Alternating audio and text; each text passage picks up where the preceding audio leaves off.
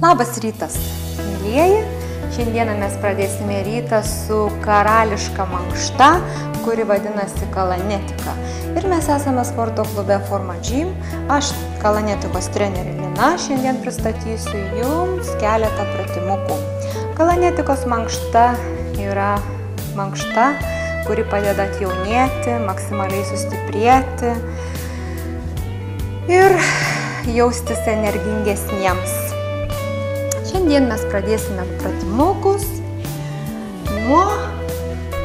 nuo kalanetikos klasikinės. Kojytę sudėsim lygiagrečiai su krūtine, kitą koją sulenksime. Taip. Pakeliam koją, įtemptas padukas, ranką laikom arba ant keliuko, arba ant grindų.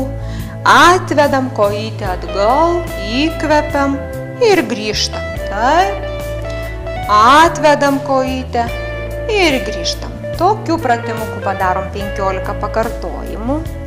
Nuvedusios kojytę tolyn laikom. Laikom apie 1 minutę, galvojam apie gerus dalykus, stengiamės atsipalaiduoti. Kalanetikos mankšta taip pat nuima psichologinę įtampą ir nerimą, padeda atsipalaiduoti, sustiprėti. 1 minutę palaikius mes kojytės nepadėsim, atgrąžinam ją atgal ir tiesim iš keliuko. Paduką laikom įtemptą, tiesiam iš keliuko.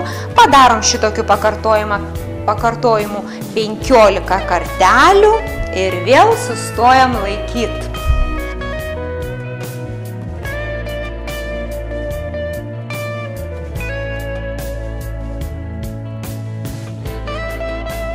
Galvojame apie tai, kad mes pasportuosime šiandien, gerai jausimės.